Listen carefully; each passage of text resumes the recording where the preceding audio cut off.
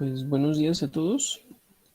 El día de hoy, pues veremos igual, nos quedaremos en la parte de determinar lo que es un poco más del origen de la geografía. Ayer veíamos un poco más de cómo pues empezaban los griegos, y las diferentes civilizaciones a poder descubrir su medio, ¿no? En el que viven a través de diferentes situaciones que pues los orillaron a generar una presión y a poder entender el contexto, el lugar donde ellos vivían. Entonces, vamos a continuar viendo el video que ayer no terminamos. Que nos dirigimos a su origen etimológico, la cual proviene del griego, donde geo significa tierra, grafos, descripción, miras. Mientras que los barcos de carga eran más anchos y lentos, pero con mayor capacidad. La audacia de sus marinos impulsó a emprender rutas hasta lugares alejados y desconocidos. Aprendieron a navegar empleando como referencia las constelaciones, entre ellas la Osa Menor. De este modo, podían alejarse de las costas, navegando a mar abierto y descubrir grandes distancias en poco tiempo. Llegaron a ser tan buenos en esto que en numerosas ocasiones otros pueblos solicitaron sus servicios. El faraón egipcio Necao II patrocinó en el siglo VII a.C. una navegación llevada a cabo por barcos fenicios alrededor del continente africano, que se prolongó por un espacio de 3 años, tal como lo relata el historiador griego Heródoto. Ahora, analicemos los conocimientos de los griegos sobre la geografía en la Edad Antigua. La cultura griega es la primera en desarrollar un conocimiento ordenado sobre un conjunto de fenómenos que afectan en sentido amplio a la Tierra. Esta descripción de la Tierra desde la antigüedad ha podido entenderse de 2 formas. Por un lado, como descripción y estudio de toda la Tierra en cuanto a cuerpo físico y celeste. Es importante resaltar que en la Edad Antigua la teoría geocéntrica era la más aceptada hasta ese entonces, la cual indicaba que la Tierra es el centro del universo y que todos los astros, incluidos el Sol, giraban en torno a ella. Esa teoría fue formulada por Aristóteles y estuvo latente hasta el siglo XVI. Esa versión fue completada por Claudio Ptolomeo en el siglo II a.C. en su obra El Almagesto. Y por otro lado, la geografía se entiende como descripción y estudio de territorios, incluyendo en estos sus características físicas. Anaximandro de Mileto elaboró uno de los primeros mapas del mundo, el cual fue conocido por los griegos, además de varios cálculos sobre los equinoccios, momento cuando el día y la noche tienen la misma duración en el hemisferio norte y el hemisferio sur del planeta Tierra. Y los solsticios es cuando el hemisferio norte vive el día más largo y la noche más corta del año, mientras que en el hemisferio sur ocurre todo lo contrario. Además, es importante resaltar que Hecateo de Mileto mejoró el mapa de Anaximandro y escribió sobre las costas y pueblos que bordean el mar Mediterráneo. Ahora, nos dirigimos a ver el desarrollo de la geografía en la Edad Media. La Edad Media abarca desde el siglo V hasta el siglo XV. En este lapso se produce un estancamiento de las ciencias, afectando de esta manera también los conocimientos geográficos. Durante esta época, la geografía mantuvo su carácter descriptivo. En la Edad Media, analizaremos los viajes realizados por los normandos o vikingos, los árabes, como también los de Marco Polo. Los viajes de los normandos o vikingos. Los vikingos son provenientes de los pueblos nórdicos de Europa, originarios de Escandinavia, o también conocida como la península de Escandinavia. Su extensión territorial abarcaba Noruega, Suecia, Finlandia, llegando incluso hasta Dinamarca. Hacia finales del siglo VIII, Escandinavia tenía solo 2 millones de habitantes, pero iniciando el siglo IX, la población comenzó a aumentar bastante debido a la mejora de las condiciones climáticas que favorecían a la agricultura. De esta manera, el territorio les quedó pequeño.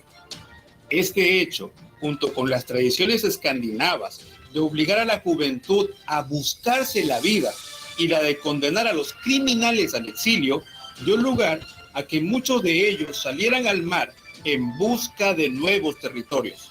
Durante esta época, el pueblo vikingo era conocido como pirata. De hecho, habían asediado durante décadas a las poblaciones inglesas, pero a pesar de esta mala fama, sus viajes de exploración tuvieron un papel muy importante en la Edad Media, ya que estos fueron los primeros en extenderse por el Océano Atlántico y de esta manera llegar a América. Se tiene constancia de que conocían Islandia, conocida como Tierra de Hielo, y Groenlandia, a la que dieron el nombre de Tierra Verde. Se sabe que también llegaron al continente americano, el cual lógicamente no era conocido como continente en ese entonces, pero existen vestigios los cuales respaldan que los vikingos habitaron la península de Labrador y Terra Nova. En este sentido, se lo considera como un excelente pueblo marinero. Todavía no se sabe cómo hacían para conservar los alimentos y el agua durante varios días, pero sobre todo, cómo duraban varios días y meses sus travesías por mar. Se cree que cuando no tenían tierra a la vista, se guiaban por la estrella polar, el sol o la presencia de aves marinas que informaban la proximidad de la Tierra. Los árabes y sus viajes en la Edad Media. La mayor contribución se reflejó en sus trabajos de medición en los grados meridianos que realizaron basándose en los escritos de los autores griegos. Antes de los viajes en barco, los mapas se apoyaban en las concepciones que se tenía de la Tierra, concepciones que eran dadas de acuerdo a su cosmología. Partiendo de esto, durante la Edad Media se produjeron tres tipos de mapas fantásticos, los cuales estaban repletos de dibujos de diferentes leyendas, tales como Amazonas, sirenas, concepciones religiosas, el paraíso, el lugar de nacimiento de Adán y Eva, la isla de Satanás, Dios sosteniendo el mundo, etc. Mapas rectangulares, donde se definía la Tierra en forma cuadrangular. Y por último, los mapas circulares o en forma de disco, que eran muy difundidos y llegaron hasta los últimos tiempos de la Edad Media. Estos eran precedidos por concepciones antiguas, tales como las de Aristóteles. También hace mención a los portulanos o cartas de compás, que en pocas palabras eran mapas que tenían muy bien descritas las costas. Eran verdaderas cartas de marea, pero al interior de estas no había descripción alguna, o tan solo hacían mención de algunos ríos, montes o ciudades con figuras convencionales. Y por último, dentro de la Edad Media, tomaremos en cuenta los viajes realizados por Marco Polo. El veneciano Marco Polo fue uno de los más grandes viajeros, mercader y explorador de todos los tiempos. Se sintió atraído por las riquezas que existían en China, lugar donde fue llevado con apenas 17 años por su padre Niccolò y por su tío Mateo. Atravesaron Persia, pasando por los montes del Badakhshan en Afganistán, transitaron por Asia Central, por las alturas heladas del Pamir, como también por lugares abandonados y desérticos. Pekín, llamado por Marco Polo Kamaluk, lo maravilló. En sus relatos contó sobre su geografía, historia y costumbres. Permaneció en la corte del emperador, donde se sintió muy cómodo y aprendió muy rápido el idioma tártaro, y fue enviado a viajes por diferentes países en misiones políticas. Gracias a sus narraciones, se conoció que en esos lugares se usaba el papel moneda, el sistema de postas, el carbón vegetal, el amianto y el conocimiento de los vientos alisios. El papel moneda, que reemplazaba a la moneda metálica, la cual era usada para los intercambios comerciales. El sistema de postas, que consistía en llevar información mediante el relevo de personas. El carbón vegetal, que reemplazaba la leña. Su ventaja era que ardía por un tiempo más prolongado. El amianto, conjunto de material incombustible. Y por último, los conocimientos de los vientos alisios, la cual era entendido por el intercambio de temperatura del aire caliente por el aire frío. El año 1295, Venecia estaba en guerra con su rival, la República de Génova. En el transcurso del conflicto, Marco Polo fue capturado y encarcelado por los genoveses. En esta situación, el año 1298, durante su periodo en la cárcel, conoció al escritor Rustichello de Pisa, a quien relató sus fabulosos viajes, escribiendo así Milione, o el libro del millón, ya que ese era el apodo de Marco Polo. Es importante aclarar que el libro del millón también era conocido como el libro de las maravillas, la cual contaba sus experiencias. sirviendo esta información para la elaboración de mapas junto a los aportes de Ptolomeo. El desarrollo de la geografía en la Edad Moderna. La Edad Moderna es un periodo comprendido desde el siglo XV hasta el siglo XVIII. Se encuentra entre la Edad Media y la Edad Contemporánea. Es considerado como un periodo de intensos cambios. La geografía continúa siendo descriptiva, aun cuando se dan avances significativos, como la comprensión de la redondez de la Tierra, con los viajes de Cristóbal Colón y Fernando de Magallanes, entre los años 1451 y 1506. En este periodo se define el paradigma heliocéntrico propuesto por Nicolás Copérnico, el cual indicaba que el Sol era el centro del sistema solar. En la Edad Moderna es importante destacar la ruta de Portugal hacia el Cinto. Todo empezaba en las Indias Orientales, Ceilán, Sumatra o Java, donde se recolectaban especies tales como clavo de oro, pimienta y hoja. Estas se transportaban hasta el Golfo de Bengala. La ruta atravesaba India y la bordeaba hasta el oeste, nutriéndose de nuevos ingredientes hasta la costa de Kerala, donde mercaderes árabes iniciaban la ruta hacia el occidente. El camino desde aquí se realizaba al principio en barcos que atravesaban el Océano Índico. Antes de llegar a los puertos del mar Mediterráneo, la ruta seguía dos caminos. Uno llegaba a Damasco o Constantinopla a través del Golfo Pérsico y la otra cruzando el Mar Rojo para llegar a Egipto pasando el Nilo, siguiendo después en barco hasta los puertos romanos. Sin embargo, tras la invasión musulmana del Indostán y la unificación de toda la zona con la llegada del Imperio Mongol, se desarrollaron rutas de caravanas que sustituyeron en parte las rutas marítimas y podían viajar por tierra con más seguridad. Una vez establecidas estas rutas, ya no se transportaban solo especies, sino todo tipo de mercancías, las que circulaban por caminos desarrollados, girados y sobre todo no seguros. Es muy importante hablar de los viajes de Cristóbal Colón dentro de la Edad Moderna. El primer viaje inició el 3 de agosto de 1492, donde Colón partió con una tripulación de 90 personas. Estaban en tres naves: la Santa María, estaba Colón, la Pinta y la Niña. El 12 de octubre de 1492, América pensó que estaba en la India. La tripulación de Colón tenía miedo a ser atacados por piratas. Pese a ello, descubrieron una isla y la llamaron San Salvador. También descubrieron Cuba y Hispaniola. En su primer viaje, Colón encontró por primera vez a los indígenas y los llamó indios, pensando que había llegado a territorio de la India. El segundo viaje inició el 25 de septiembre de 1493 y terminó el 11 de junio de 1496. Colón prometió al rey de España riquezas y esclavos. Conquistó Guadalupe, Montserrat, Antigua y Nevis, que eran islas ubicadas en las Antillas. Fundó la colonia La Isabela. También descubrió Jamaica y Puerto Rico. Colón hizo una batalla contra los indígenas y los esclavizó, contra la voluntad de los reyes de España. El nivel económico de Colón estaba en crisis y es por eso que esperó 2 años para realizar el tercer viaje. El tercer viaje inició el 30 de mayo de 1498 y terminó el 25 de noviembre de 1500. Esta vez la ruta fue más al sur y por eso descubrió Trinidad y Tobago, islas del Caribe, explorando también las costas de América del Sur. Había muchos conflictos en las colonias porque Colón buscaba oro y esclavizó a los indígenas. Después de algunos meses, Francisco de Bobadilla fue nombrado como el nuevo gobernador, quitándole el cargo a Cristóbal Colón para luego arrestarlo. El cuarto y el último viaje inició el 9 de mayo de 1502 y terminó el 7 de noviembre de 1504. Fue nominado el Alto Viaje. Colón partió con 4 flotas: la Capitana, la Gallega, Santiago de Palos y la Vizcaína.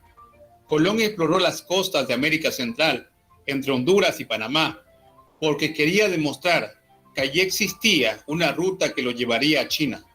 Después de algunos meses, lamentablemente se puso mal y tenía que volver a España. Viajes de Magallanes y Elcano. Fernando de Magallanes, explorador, marinero portugués, y Juan Sebastián Elcano, marinero de origen español, en sus expediciones fueron los primeros en recorrer y descubrir toda la redondez del mundo, según palabras del propio Juan Sebastián Elcano. Esto ocurrió entre el año 1519 y 1522, cuando los medios de navegación eran todavía increíblemente rudimentarios y la vida a bordo en aquellas primitivas naves carecían de cualquier comodidad y seguridad. Además, se trataba de un viaje a lo desconocido, que no iba a contar con la posibilidad de recibir auxilio, ya que era una ruta peligrosa. La expedición sale del puerto de Sanlúcar de Barrameda, España, el 20 de septiembre de 1519, y el 27 de abril de 1521 asesinan a Fernando de Magallanes en la isla de Mactán, Filipinas. Finalmente, el 6 de septiembre de 1522, Elcano completa la travesía y llega a España. Y es así que llegamos a la geografía en la Edad Contemporánea. La geografía contemporánea inicia en el siglo XVIII con el estallido de la Revolución Francesa y se extiende hasta nuestros días. En este periodo, la filosofía dio una valorización a la ciencia y extendió su método científico a otras disciplinas. En esta última etapa de la Edad Contemporánea, analizaremos los viajes de Alexander von Humboldt, Charles Darwin y la conquista de los polos. Los viajes de Humboldt.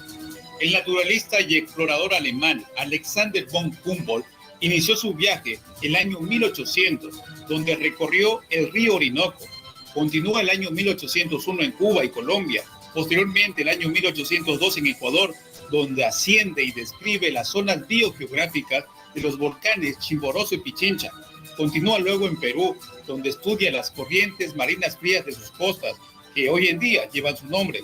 El año 1803 visita México y 1804 los Estados Unidos de Norteamérica.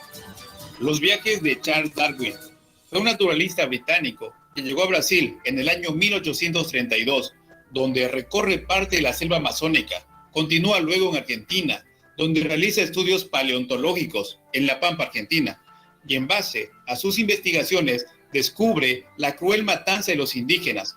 Posteriormente, se dirige a Chile y su estancia en ese lugar transcurre entre los años 1834 y 1835. En ese tiempo, realiza una excelente descripción de varias unidades geológicas, principalmente de Magallanes. Estudia fósiles marinos en las alturas de los Andes, presencia de erupciones volcánicas, movimientos sísmicos y observa los efectos de un maremoto en Talcahuano. Su descripción de la terraza marina de Coquimbo, la Serna, fueron parte de su expedición. Al continuar su viaje al norte, el barco Beagle, en donde se transportaba a Charles Darwin, pasó por Perú y por las Islas Galápagos de Ecuador, donde sus observaciones a la fauna constituirían la evidencia central de su futura teoría, la evolución biológica por descendencia con variaciones y selección natural. Y para finalizar, la conquista de los polos era el trofeo máximo que se quería obtener en la edad contemporánea. La conquista del Ártico o Polo Norte. Una travesía a la conquista del Polo Norte, ya que surgieron varios personajes atribuyéndose dicho título. Lo cierto es que las inclemencias de la temperatura, que oscilan entre los 89 grados bajo cero, y la hostilidad del territorio negaron su conquista. La historia se remonta a la primera mitad del siglo XIX, con las expediciones de Fridtjof Nansen, el cual era explorador y científico de origen noruego. Lamentablemente, no tuvo éxito en su misión.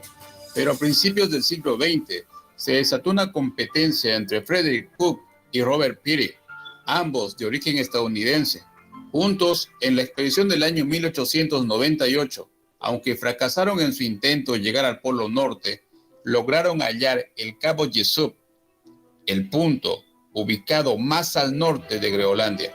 Entre otros éxitos, Robert Peary realizó otras expediciones en los años 1905, 1906, 1908 y 1909, donde en el mes de febrero logra llegar 90 grados norte, adentrándose 8 kilómetros más, proclamándose así el conquistador del Polo Norte, mientras que Frederick Cook afirmaba que en el año 1908 había logrado avanzar al norte de Groenlandia por más de 14 meses arriesgando su propia vida y que su recorrido tenía como resultado la conquista del Polo Norte. Luego de que Frederick Cook y Robert Peary realizaran viajes por separados y que en diferentes fechas se atribuyeran el título de descubridores del Polo Norte, sus viajes inicialmente fueron recibidos con amplio crédito, pero la debilidad de sus pruebas aportadas, junto a contradicciones de la historia de sus acompañantes,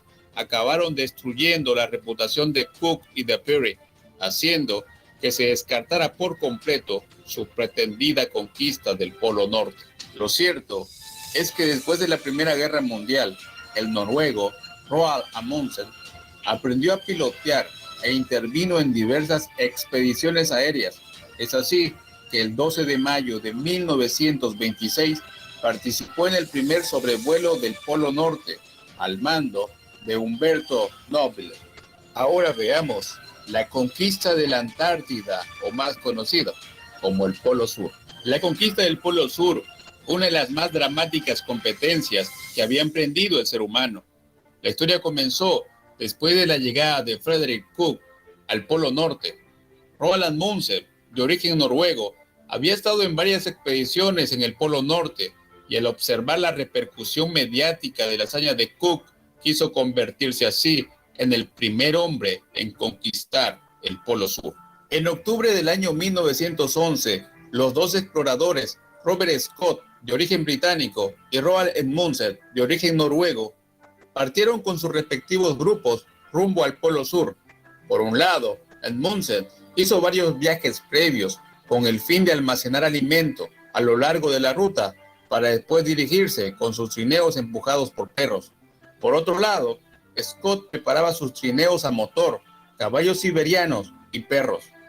El 14 de diciembre del año 1911, la victoria por la conquista del Polo Sur fue para Amundsen.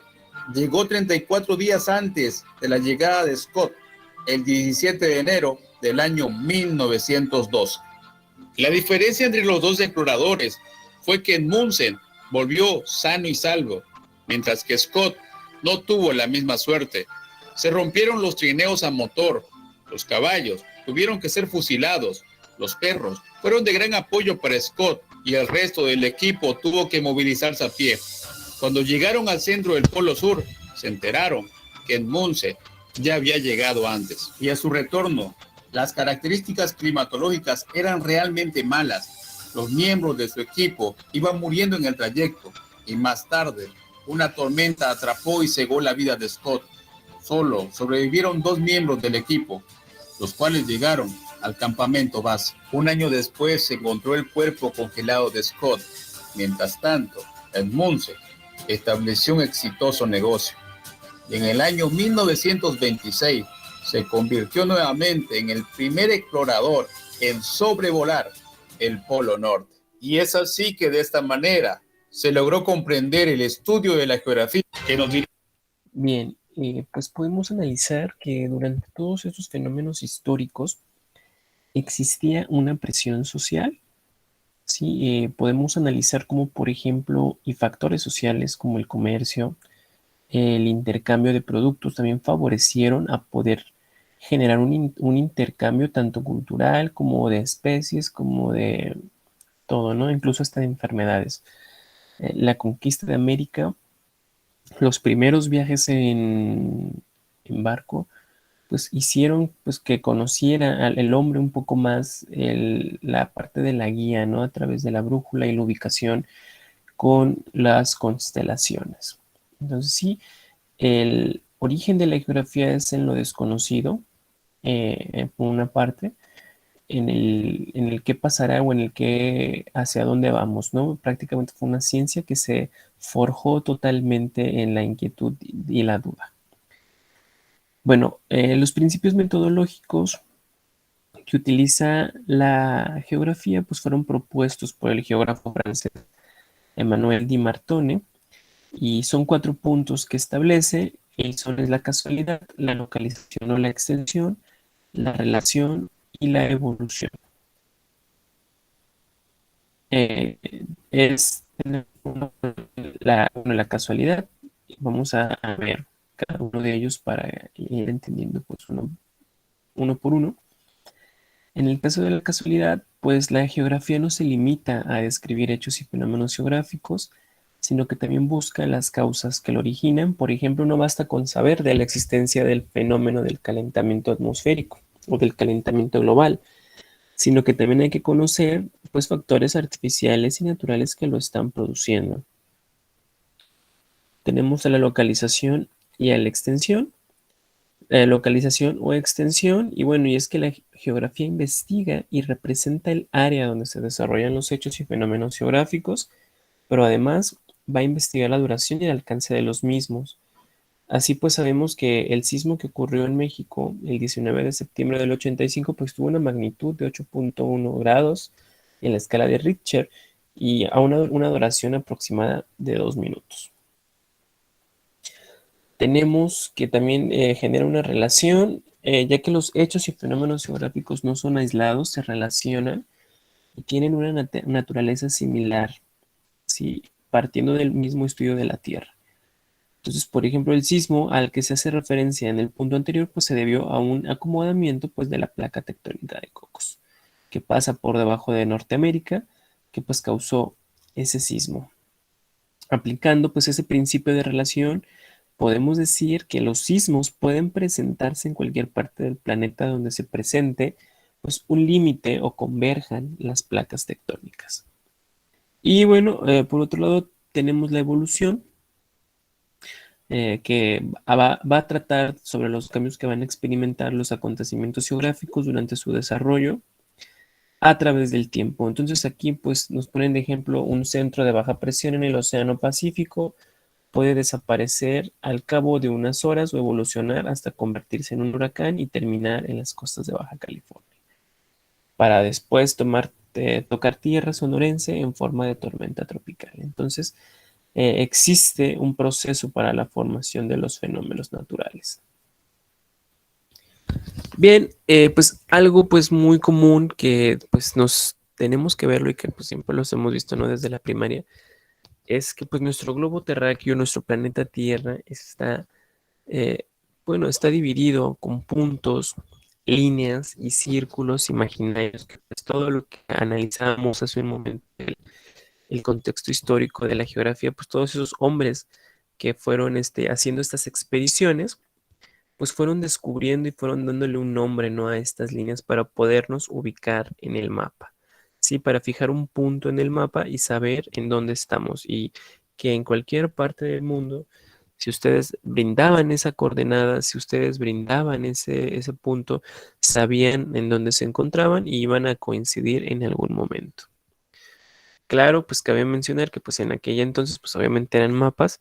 En la actualidad pues ahora tenemos ya un montón de mapas digitales y información satelital, el famoso uso del GPS que pues nos ayudan a saber exactamente en dónde estamos. Sin embargo, a pesar de que estamos todavía ya en el 2022, se sigue utilizando el sistema de coordenadas y el sistema de latitud, longitud y de las líneas imaginarias porque ayudan definitivamente, además de la costumbre, a ubicar un punto en el mapa. Para localizar un punto pues, sobre la superficie terrestre, son estos elementos los que se han establecido, ¿no? Para poder definir las coordenadas que representan tales puntos sobre el plano terrestre. Y bueno, la Tierra pues no es una esfera perfecta, ¿sí? Sino que se considera con forma de elipsoide, con los polos achatados y ensanchados en el eje. Estas formas, pues las ciencias auxiliares como la astronomía, la geodesia, han trazado líneas, puntos y círculos que han ayudado a ubicar con exactitud pues los diversos lugares de la Tierra. Además, pues estos elementos de referencia ubican fenómenos geográficos que se van a presentar en la Tierra y obviamente pues ayudan a delimitar áreas afectadas y no solamente áreas afectadas ni fenómenos, sino que también territorios, ¿no? Tenemos por una parte pues estas líneas que son las típicas que conocemos, ¿no? Tenemos el Ecuador que va a dividir la Tierra por la mitad, el Trópico de Cáncer, el Trópico de Capricornio, ¿no? Y además que el Ecuador va a dividir en dos hemisferios de nuestro planeta, el hemisferio norte y el hemisferio sur, en el que vamos a encontrar el Polo Norte en el que vamos a encontrar el, el polo sur, ¿no? Que es lo que mencionaba ahorita en la conquista de los últimos exploradores.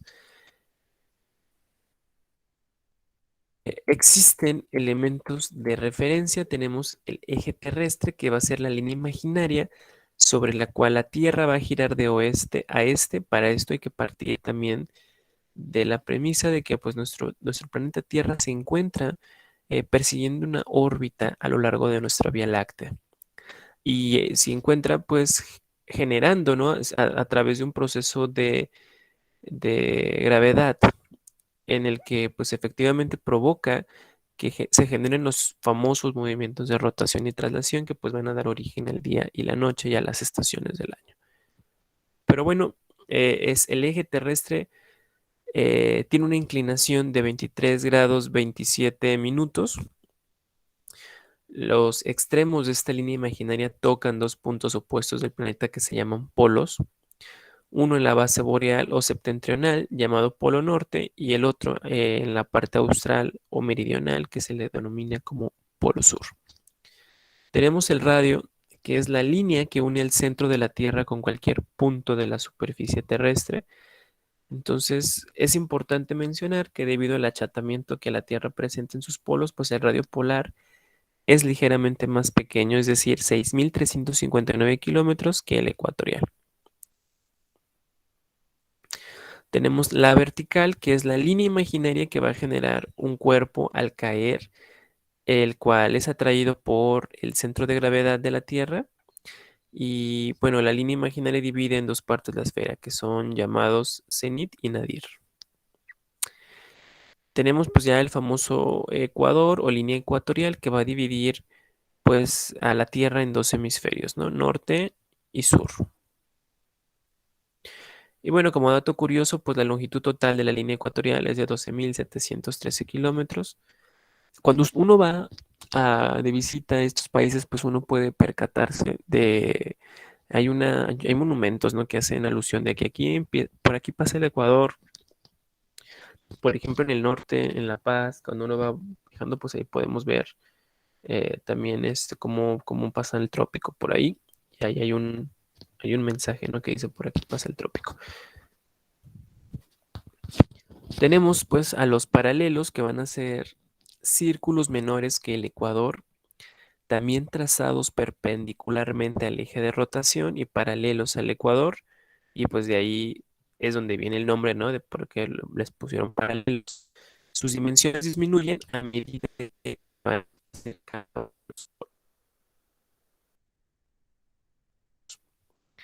Los paralelos más importantes son los círculos polares y los trópicos. El círculo polar ártico está en el hemisferio norte y el círculo polar antártico está en el hemisferio sur. El trópico de Cáncer se encuentra en el hemisferio norte y el trópico de Capricornio se encuentra en el hemisferio sur. Después tenemos a los... miren, aquí, en el mapa podemos ver el Ecuador a la mitad, trópico de Cáncer arriba y el trópico de Capricornio abajo. Y ahí en La Paz es donde, si recorren toda la Baja Sur, pues verán ahí algún monumento ahí, por donde pasa, porque por la carretera, a mí me tocó ver cuando estuve por allá, el pequeño monumento que decía que estás justamente por donde pasa el trópico de Cáncer. Entonces se me hizo algo muy curioso. Tenemos a los meridianos, que son semicírculos perpendiculares al ecuador y van de un polo a otro. Y bueno, a un meridiano que se opone a otro, pues se le va a llamar antimeridiano. Y juntos forman un círculo completo que va a dividir la Tierra en dos hemisferios. El hemisferio oriental, oeste, y el hemisferio occidental, oeste. Bien, pues si ya trazamos líneas, pues nosotros podemos ubicar a través de un plano cartesiano, pues una coordenada geográfica, que es un sistema que va a permitir que podamos localizar con exactitud un lugar en el espacio geográfico, y estas pues son la latitud, longitud y la altitud.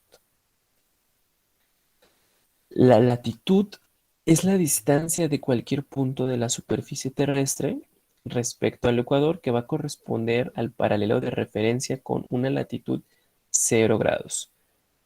Una latitud es siempre norte o sur, teniendo un máximo de 90 grados, latitud norte, es decir, al polo norte, y 90 de latitud sur o al polo sur. Y bueno, todos los puntos localizados sobre el mismo paralelo pues tendrán la misma latitud. Tenemos la longitud, que es la distancia de cualquier punto de la superficie terrestre respecto al meridiano de Greenwich, que corresponde al meridiano de referencia de longitud de 0 grados. La longitud pues es siempre este u oeste, teniendo un máximo de 180 grados de longitud este y 180 grados de longitud oeste. Todos los puntos localizados sobre el mismo meridiano pues tendrán la misma longitud también. Y bueno, la altitud es un término utilizado para determinar la distancia vertical que se mide en metros de un lugar de la superficie terrestre con relación al nivel del mar. Se dice que la altitud es positiva cuando se ubica entre el nivel del mar y negativa si está bajo el nivel del mar. Y bueno, aquí podemos ver estas líneas. Una de las ciencias auxiliares que ha utilizado la geografía, pues precisamente para ubicar y desarrollar todo esto de las coordenadas geográficas, pues fue la cartografía. Sí, que como lo vimos en el contexto histórico, pues desde que iniciaron estos viajes, pues el hombre tenía esta curiosidad de descubrir nuevos mundos, esta curiosidad de saber de dónde viene y hacerse un montón de preguntas, pues motivaron precisamente a salir a conocer ese espacio geográfico, porque si el hombre no hubiera desarrollado su curiosidad ni estas ganas de saber en dónde está, de dónde viene, pues nada, la geografía pues no se hubiera desarrollado, ¿no? Y bueno, aquí tenemos pues gran participación de Cristóbal Colón y Vasco de Gama, que fueron los primeros potenciadores que desarrollaron la cartografía, que, bueno, cuyas bases de esta cartografía, de la cartografía que conocemos en la actualidad, pues fueron establecidas por los antiguos griegos. Y bueno, pues la cartografía es el conjunto de técnicas, procedimientos y herramientas utilizados para representar de forma gráfica y precisa todo o parte, todo o alguna parte de esta superficie terrestre. Y bueno, pues está acompañado de símbolos, colores, elementos que van a ayudar obviamente a caracterizar la zona lo mejor posible. Esto pues ha cambiado a lo largo de la historia, pues ahora podemos tener representaciones más claras y precisas hasta que bueno, pues ya conocemos pues los mapas que se generan a través de imágenes satelitales, fotografías aéreas, etcétera. Y bueno, pues para representar pues la superficie de nuestro planeta, ya sea para su estudio, para conocerla, pues existen varias formas que van desde la cartografía a los mapas, pasando por el planisferio y las diferentes proyecciones cartográficas, planos, cartas topográficas, imágenes satelitales, el globo terráqueo, etcétera. Pero bueno, para tener una mejor comprensión de los mapas se van a tomar en cuenta pues los elementos esenciales que son proyección, orientación, escala y simbología. Bueno, aquí tenemos e iniciamos con la proyección, que es la forma de reflejar a la Tierra con un sistema de meridianos y paralelos en una superficie plana. Son primordiales para la producción de un mapa, pero no se puede hablar de un método exacto para proyectar la Tierra, ya que todos presentan alteraciones al momento de representar la superficie terrestre. El tipo de proyección pues dependerá del tipo de mapa y de la finalidad del mismo, ¿no? ¿Para qué queremos un tipo de mapa? Siempre hay que preguntarnos, ¿no? ¿Qué es lo que queremos encontrar? Para esto pues hay una lectura que les va a ayudar un poco a comprender cómo es que funciona la parte de los mapas. La verdadera explicación que me gusta mucho cómo Sergio de Régules la desarrolla en su artículo de divulgación y es la que van a encontrar en el foro 1 para que ustedes puedan agregar ahí, pues tienen que hacer la lectura de ese artículo. Tenemos, bueno, la proyección cilíndrica y que en la cual pues los paralelos se muestran como líneas rectas paralelas en un ángulo recto a los meridianos. Los meridianos pues se van a representar por un sistema de líneas rectas paralelas equidistantes. Y es como si la Tierra fuera plasmada pues en un cilindro de cartón. la proyección cilíndrica de Mercator pues tiene el ecuador como paralelo estándar y las líneas de longitud y latitud pues se encuentran en un ángulo recto entre sí. Entonces pues esta proyección representa pues una buena exactitud totalmente de la zona central, siendo pues tal vez un poco mm, menos precisa a los polos. Tenemos la proyección azimutal, en la cual los meridianos se representan mediante un sistema de líneas rectas concurrentes, pero están inclinadas entre sí en su verdadera diferencia de longitud. Los paralelos están representados como círculos concéntricos con un centro común, justo en el punto en el que concurren los meridianos. Bueno, además, pues es una proyección radialmente simétrica, tiene una simetría alrededor de un punto central y se utiliza para representar pues principalmente los países que tienen latitudes arriba de 70 grados. Tenemos a la proyección cónica, en la cual los paralelos son semicírculos y los meridianos se curvan hacia los polos. Y bueno, esta proyección pues es utilizada para representar latitudes medias, o sea, lugares o espacios que se encuentren dentro de los 30 a los 65 grados.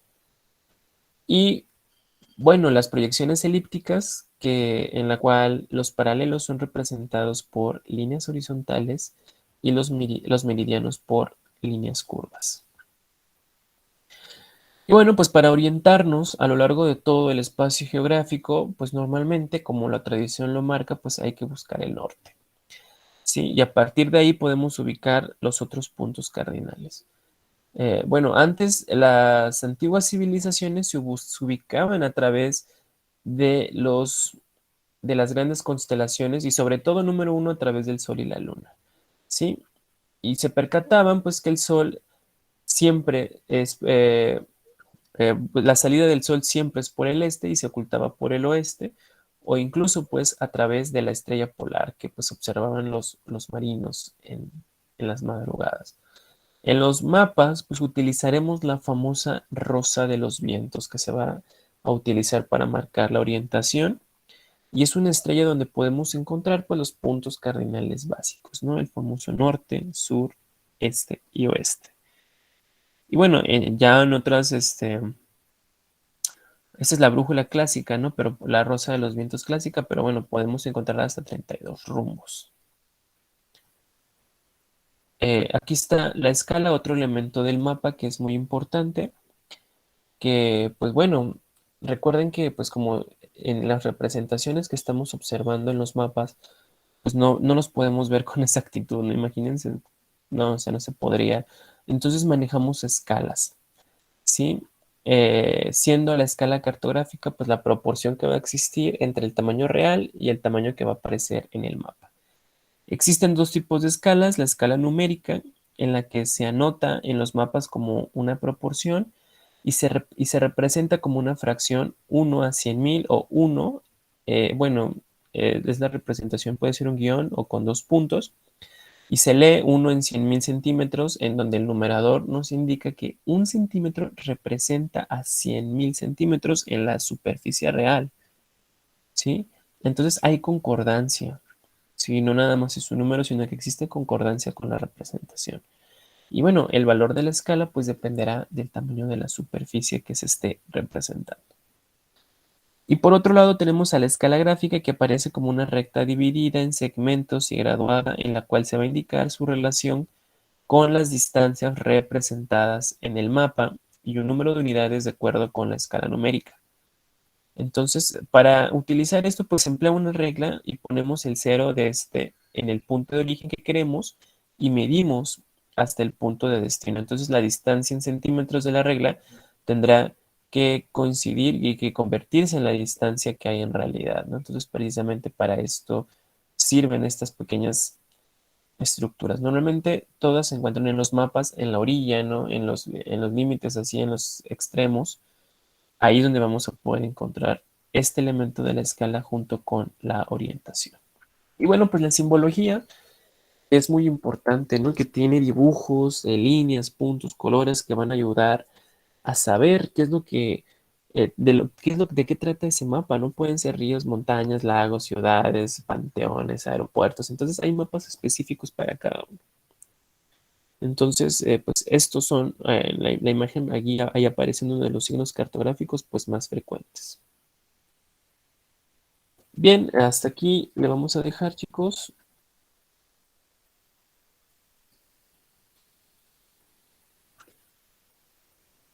No sé si tengan alguna pregunta o comentario.